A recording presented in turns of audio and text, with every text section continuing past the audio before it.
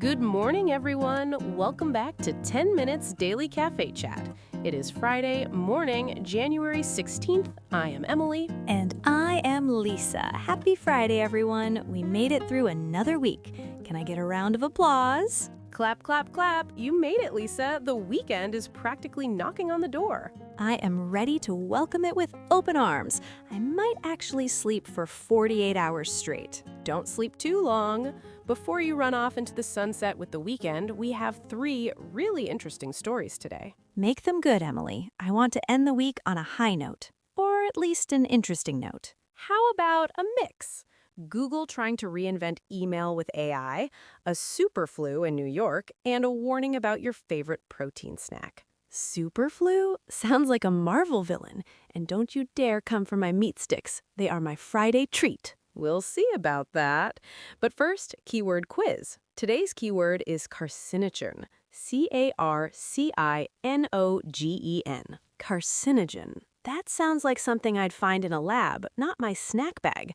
Cancer stuff? Exactly. It refers to a substance known to cause cancer. Great. Starting the day with light existential dread, just what I needed with my morning coffee. Think of it as being informed. But first, let's talk about Google's AI inbox. Oh boy, is it going to write my replies for me? Sorry I missed your email. I was busy dreaming about brunch. Not quite that simple. The Verge reviewed it. Ideally, it replaces your entire list of emails. Replaces it with what? Just a giant question mark? A page of AI-generated to-dos and topics. So my inbox becomes a chore list? Pay bill? Reply to boss? No thank you, I have enough stress. It's designed to help you focus. Instead of a chronological list, you see tasks that need your attention. But I like chaos. My chronological list is my timeline of failure. I want to keep it. It's my history. Well, it gets more intrusive. It can dig up old archived emails if it thinks they are relevant to your current to-dos. Wait, it decides what is relevant? That is a lot of power for an AI. It is. It uses LLMs to analyze your intent and history.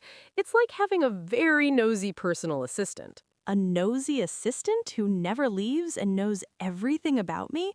Sounds like a horror movie. Dig up the past? No, let the past stay buried, especially the embarrassing stuff. The reviewer, Jay Peters, said it pulled up old emails about his toddler's potty training. Talk about mood killer. Remember when your kid failed at the toilet? Who needs that reminder? Right? It even pulled up conversations with his wife about tax preparation from years ago. Taxes and toilets, 2 things I definitely don't want to see on a Friday morning, or ever. It is trying to be helpful. It organizes the chaos into specific categories like tax prep or home projects. But sometimes chaos is organized in its own way. I know exactly where that one email is in my 5,000 unread email pile. Do you? Do you really? Or are you just hoping for the best? Okay, maybe I spend 20 minutes searching, but imagine if you have 5,000 unread emails. This AI would have a heyday. That is exactly who this is for. It organizes that graveyard into a neat list of summaries.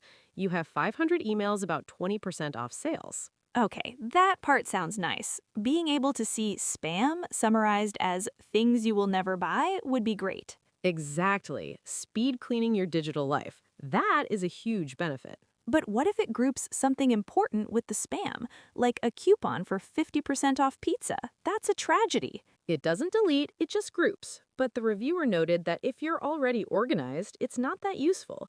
It's actually a bit redundant. So it's for the chaotic people, like me. I should probably sign up. Maybe, but right now it's only for consumer accounts, not workspace. Your work email is safe for now. Good. My boss doesn't need AI snitching on my inbox chaos or my shopping habits. Moving on to something a bit more serious, the superflu. The H3N2 strain is causing the highest infection rate in New York in 25 years. 25 years? That's a quarter of a century. That's older than I am. Is it really that dangerous? It is. It accounts for 95% of cases in New York right now. It's completely dominating the season. 95%? That's practically a monopoly. This virus is a better marketer than some tech companies. And this year's vaccine is a bit of a mismatch because the strain mutated late. It's tricky. Typical. The virus upgraded its firmware and the vaccine is still loading the original version.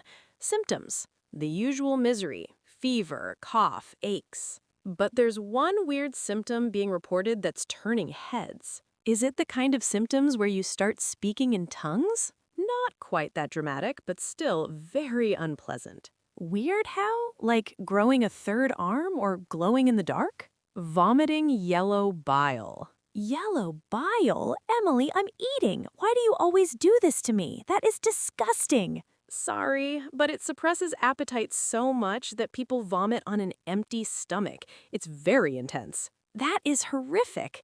Does it affect everyone the same way, or just certain groups? It is especially serious for kids.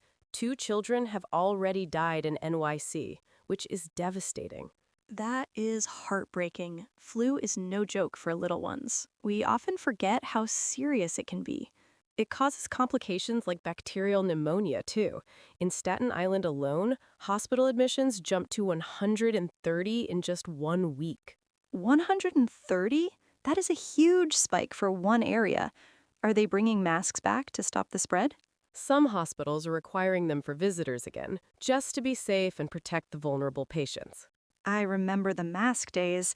I still have a stash of colorful ones in my drawer. Maybe it's time to bring them out. Experts say flu B hasn't even peaked yet. That usually comes in March. We're only halfway through. Great, a double feature. I am wearing a mask on the subway starting today. I am not risking the bile flu. Wise choice. Wash hands, stay safe, and maybe stay home if you feel even slightly off. Couch, Netflix, and hot soup. That is my official medical prescription for the winter. The best prescription. Now, are you ready for the snack betrayal? I saved the worst for last. No, I am clutching my meat sticks protectively. They are my only source of joy right now. You might want to put them down before you hear this. Food journalist Elizabeth Dunn is warning that meat sticks are a Group 1 carcinogen.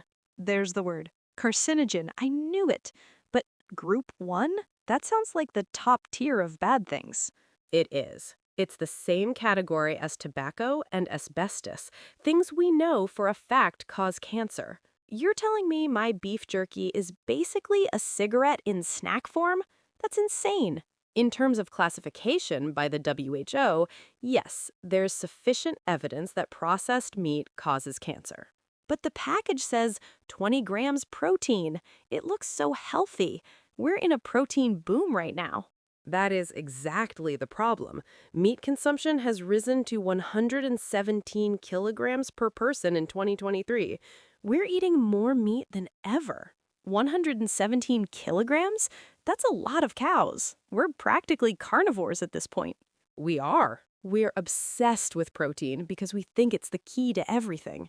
Because we want muscles and energy. What happens if we just keep eating this much? Large-scale studies show links to cancer, diabetes, and even early death. It's not worth the convenience. Early death. You really know how to kill a Friday vibe, Emily. What am I supposed to eat for a snack then? Whole foods. Dunn suggests things like spinach, peas, and wild rice. Bird food? You want me to eat bird food at my desk?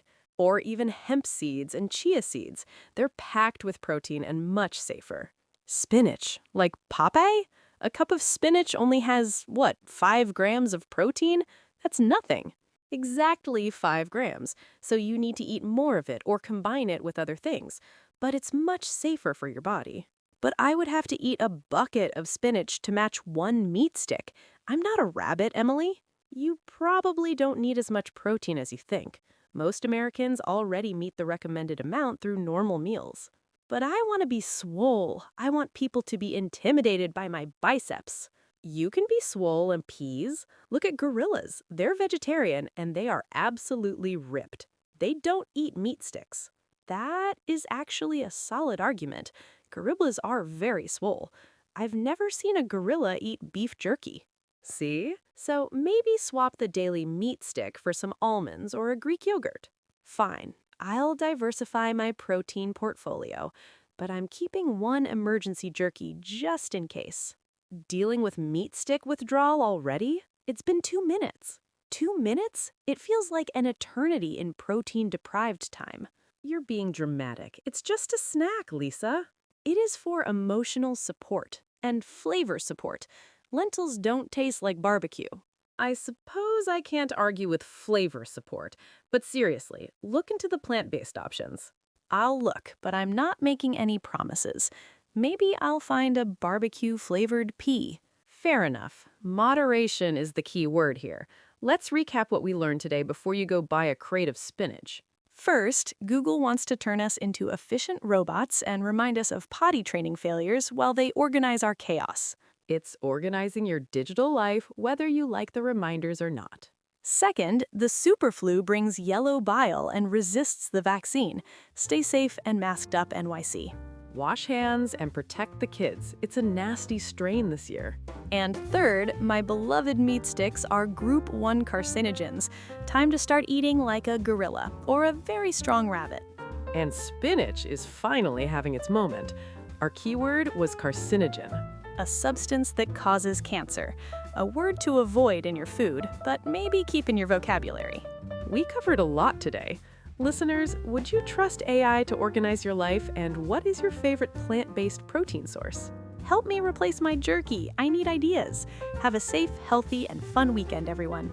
Bye, everyone. See you on Monday.